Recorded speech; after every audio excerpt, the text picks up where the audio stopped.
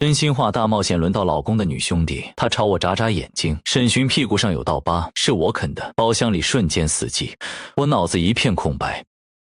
见我愣住，他嬉笑着朝我解释：“哎呀，就你们结婚那晚，我一时兴起了。放心，纯属兄弟深情的纪念品。我和他真要有什么，也不会挑今天你们3周年纪念日拿出来说了。”我看向沈寻，等着他的解释。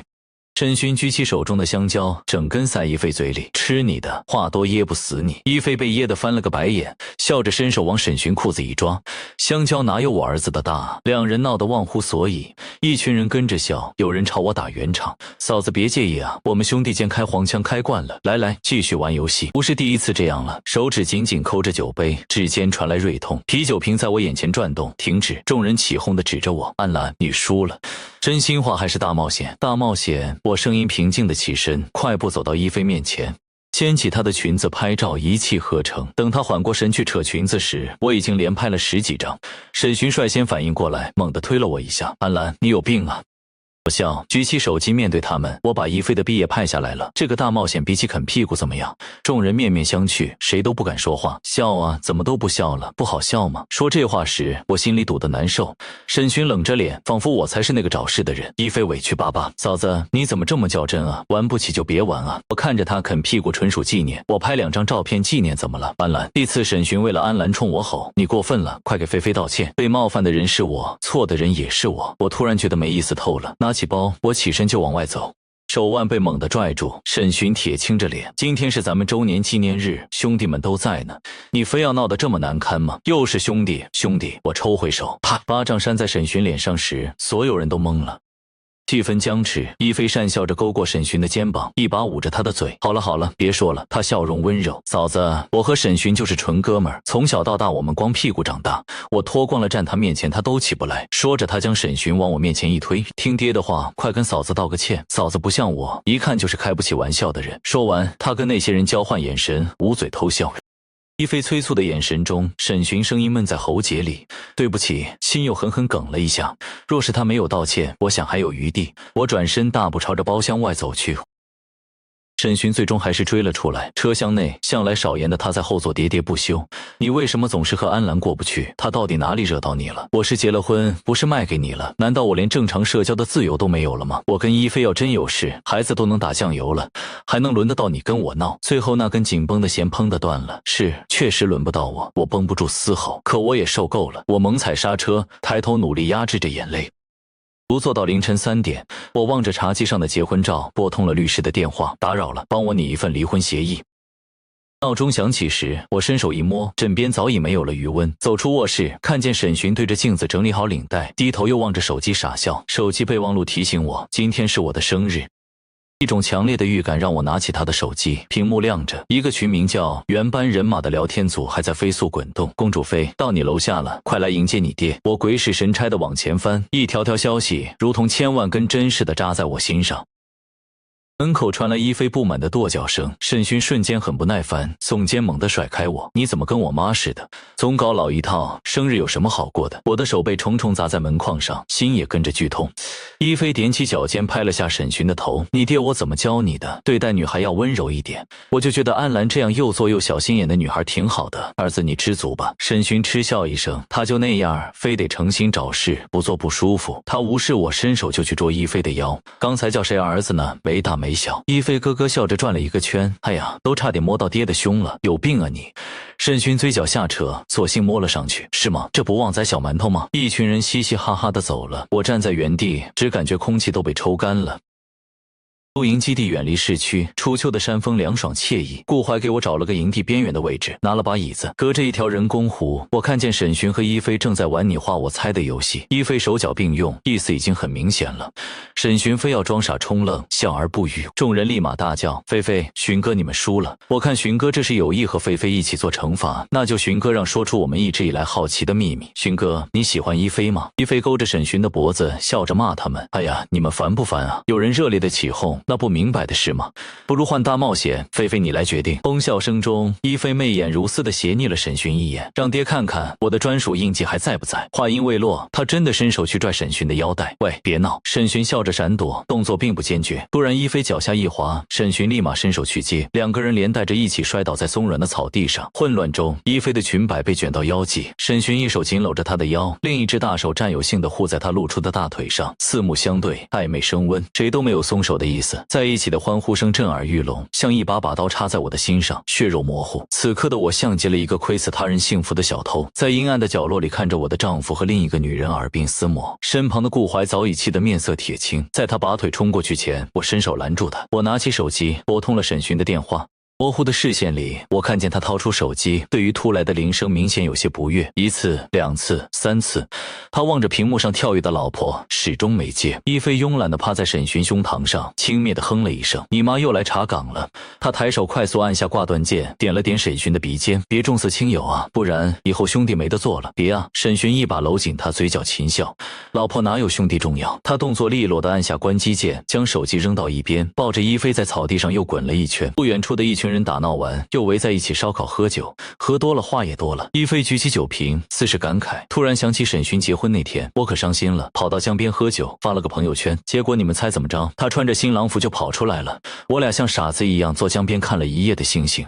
喉头哽了一下，我想起新婚夜，沈寻说临时有急事，我在婚床上等了一夜。还有呢，后来我跟他说我不打算结婚，但想要个孩子，你们猜这傻儿子怎么说？一菲故意停顿，享受着众人的催促，随即爆笑。他居然超级严肃地跟我说：“行，我给你捐精，要生也是生我的。”一片真讲义气的惊呼声中，他推了推沈寻：“哎，你这么讲义气，那安澜怎么办？”沈寻垂着眸，语气风轻云淡：“我一直在给他吃避孕药，反正我不打算要孩子。”我靠！惊呼声同时在顾怀嘴里喷出来，这你也都能忍？阳光刺痛了我的眼，我只觉得好笑，笑着笑着眼泪就出来了。可笑吧？他居然还说要和我做丁克。3年来，我备孕无数次，却始终怀不上。我一直以为自己的身体有问题，他还那么贴心那么深情地告诉我：“兰兰，没关系，我们就做丁克吧，2个人过一辈子，你就是我的宝贝。”原来我才是彻头彻尾的笑话。够了，真的够了！我站起身，不再去看那令人作呕的温馨场面，转身离开。拷贝完监控，我和顾怀一起去律所提交证据，准备和沈寻做最后的谈判。刚出律所，我就接到了警察朋友的电话，他就住在我们隔壁，彼此比较熟络。电话接通，他声音有些微妙：“沈寻最近没什么异常吧？”一种不祥的预感涌上我心头。王大哥，你直说吧。有个女孩在露营基地被人搭讪，言语可能轻佻了些，沈寻就疯了一样用酒瓶砸人，被带到警局调解。哎呀，我说不清。我把警局的监控发给你吧。很快，微信提示音响起，我颤抖着手点开那个视频，画面里一菲抱着挂彩的沈寻，哭得泪眼婆娑。沈寻有句话憋在我心里很久了，但今天我必须要说，我喜欢你，我真的很喜欢你。如果不是安澜插足，我该先向你表白的。话音刚落，沈寻捧起她的脸，深深吻了下去，像是一对怨偶，跨越千山万水，终于彼此表露心意。而我才是那个第三者，眼泪大颗砸在手机屏幕上，我的手抖得几乎握不住它。王大哥信息接着发来，调解完他们就去了旁边的酒店，我把地址发你。随着地址发来，手机同时跳出沈寻的微信：“老婆，项目有点复杂，我今晚不回去了，你早点休息，爱你。”看着我攥得发白的拳头，顾怀有些担心：“兰兰，你没事吧？你说怎么整，哥们就上。”我擦干眼泪，眼底最后一丝温度也彻底消失。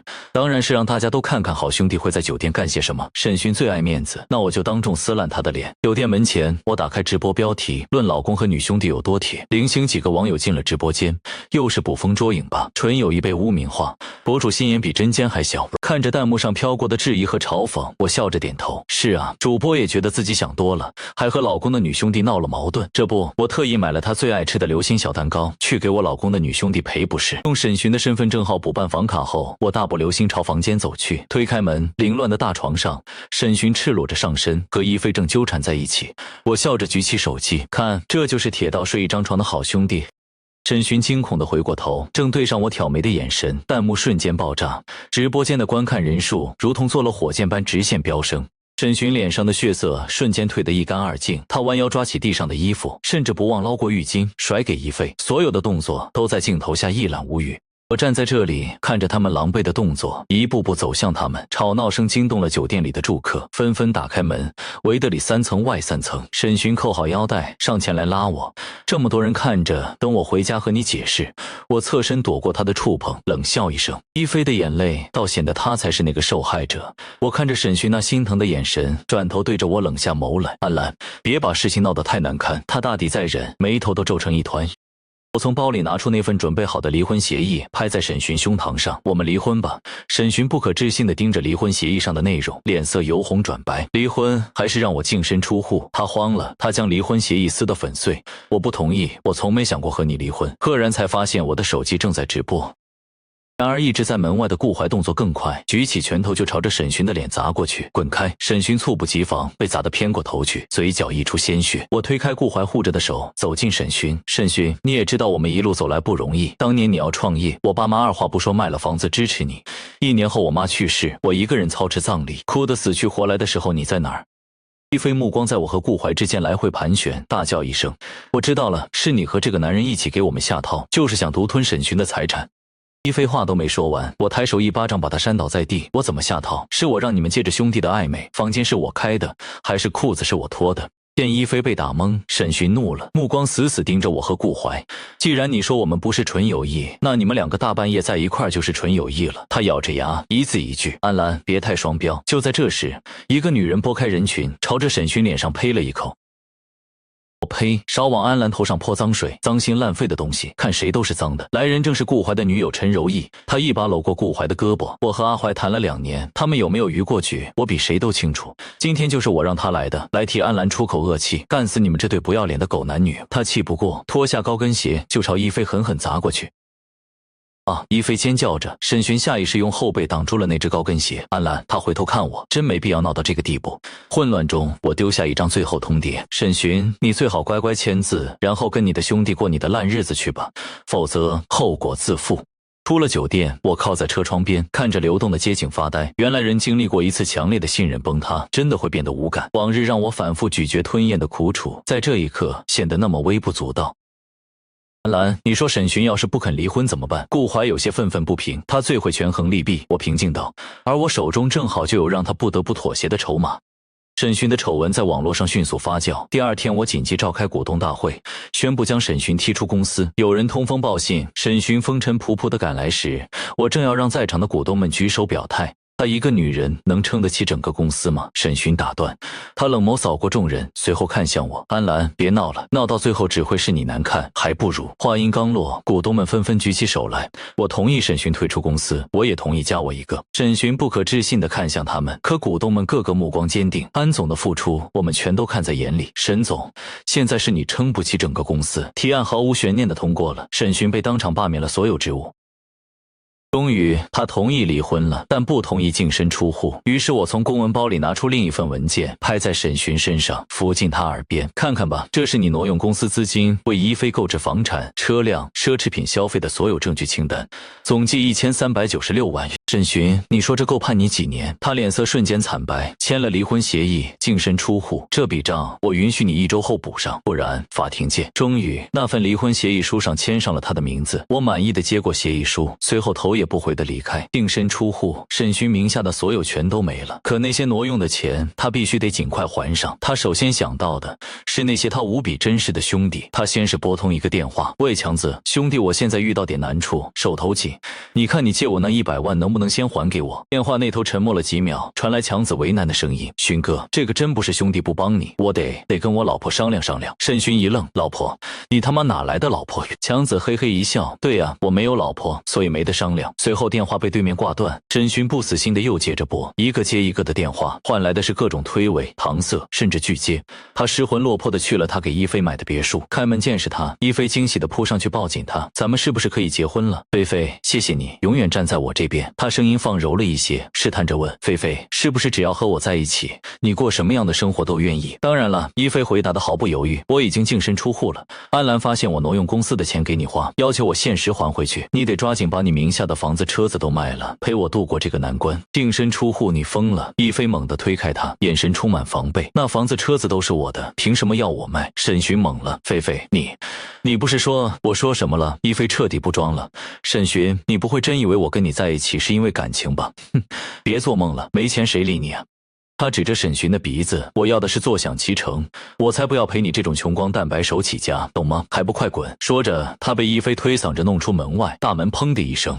看着冰冷的门板，沈寻从未如此无力过。是啊，谁会陪一个穷光蛋白手起家？曾经他以为那些难熬的日子都是靠兄弟们的安慰度过的，可现在想来，脑海里却全是我的身影。我盯着烈日跑业务，我面对客户刁难，一杯接一杯的喝酒。我拍着他的肩膀说：没事老公，我妈说把房子卖了帮我们撑下去，谁是打不死的小强，我们就是打不死的小强。欢声笑语仿佛还在耳边，一切却恍若隔世。他突然下定了决心，拔腿就朝家的方向跑去。可到了家门口才发现家门已换锁，门上贴上了售卖的标签。这个家我真的不要了。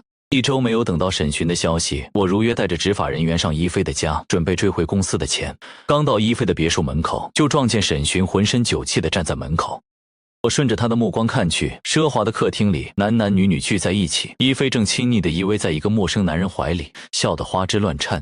沈寻曾经为一菲精心布置的家，此刻却成了纵情的游乐场。一菲，沈寻尖叫着冲进去，见沈寻怒气冲冲地进来，一菲脸上的笑容僵住一瞬。他是谁？沈寻愤怒地指着那个男人。下一秒，一菲眼神轻蔑地搂过男人的肩膀，好兄弟喽！好你娘的兄弟！他掏出怀里藏着的刀，猛地捅进了一菲的肚子，现场一片混乱，鲜血、尖叫声、逃跑声。我身旁的工作人员反应迅速，上前联合制住了沈寻，警笛声由远及近。沈寻被押上车前，他挣扎着朝我喊：我错了，兰兰，我再也不要什么兄弟了，都是假的，我骗了你，他们也骗了我，都是我的报应，是我自作自受。我什么话都没说，转身进去收房子。一菲最终不治身亡，沈寻最后被判几年，我懒得去关心。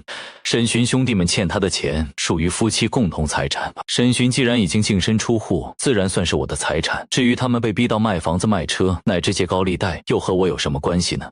毕竟他们又不是我兄弟。